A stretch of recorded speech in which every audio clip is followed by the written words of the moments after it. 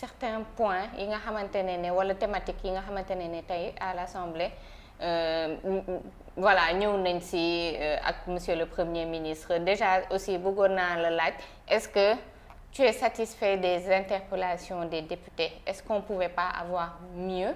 en termes d'actualité wala ils ont touché à peu près à tout sur les 3 mois? Oui, je pense qu'on peut avoir on peut toujours avoir toujours mieux parce que parfaitement mënoo ko am ci une œuvre humaine, mais je pense que c'est le fait ñu toogee benn assemblée boo xamante ni ngeen baal ma amoo Coura Macky tu as réussi parce que gis nañ ni amul ay dàggasante. waaw am na ay roubé mais même le député. non c'est normal en fait c'est supporters yi aussi ñu ngi woon ci kaw fans club bi. exactement en fait c'est ce qu'on appelle la minorité visible aduna tout le temps li ndaw jaaxal nit mooy amplifier alors que peut-être loolu sur 1h30 benn 1 minute la.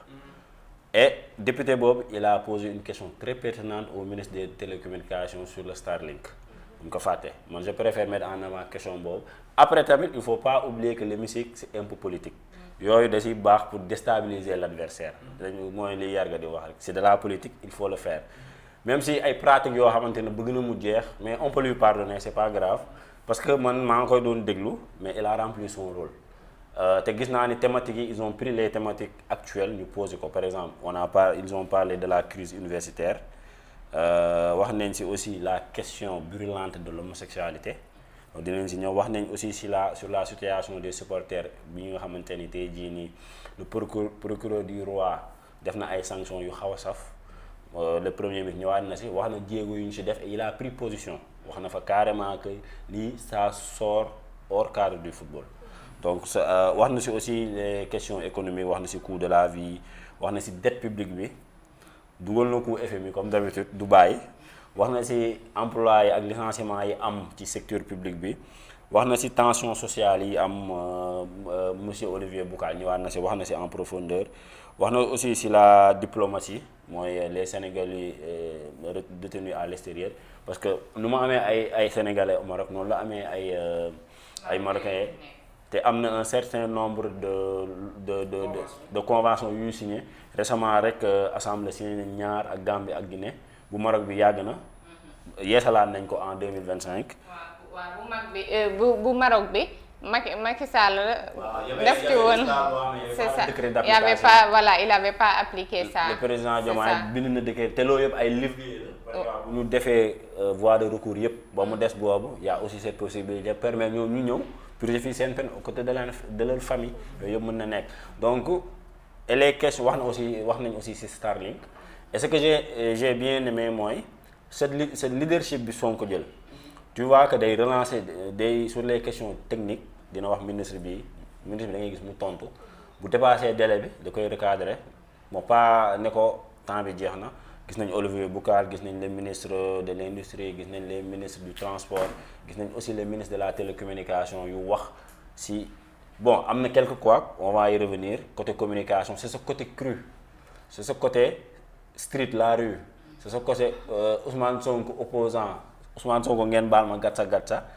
et des fois day am des petites loolu sax man dama di est-ce que tey ko pour donner du grain à moudre à l'opposition comme d'habitude c'est une opposition de réaction waaw c'est pas une opposition boo xam dañuy proposer pourtant il y a énormément de choses à faire moom sax jox na leen ay plan d'action nee na leen dem leen ngeen bind ay proposition de loi sur ça mais duñ ko mës a def motion de censure bi man ba ma xàmmee ba tey opposition bi day wax day def motion de censure xam nañu techniquement c'est impossible mënoo nekk 16 di jàllale foo koy jàllale yow sa dépense matul nga ni da ngay bâche koñ loolu mënul jàll ils le savent mais non politique bu yàgg bi la damay def motion de censure alors que yow 16 députés nga loolu mënul jàll ils le savent très bien donc il faut que ñu adapter seen moyen de lutte loolu bu ñu ko adapté wul le problème bi mooy Ousmane Sonko amul opposition waa Pastef ñooy opposé wu ñooy dem sur le terrain ñooy ànd ak Ousmane Sonko c'est un bien c'est positif mais dans le long terme aussi ça peut être négatif parce que on a besoin d'une opposition forte comme ni ko Ousmane Sonko di defee ba mu ci tollee ay 2017 moom kese dans l'hémicycle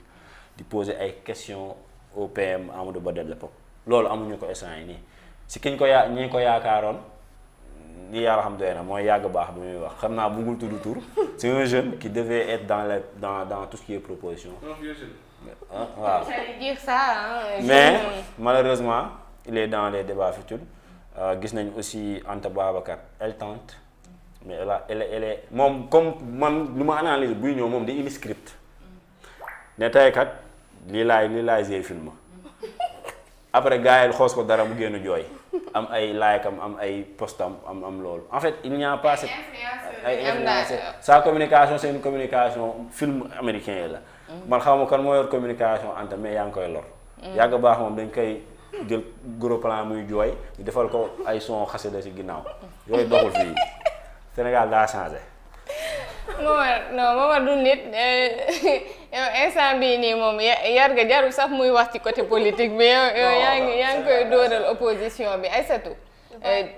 waaye lenn daal jaaxal d'abord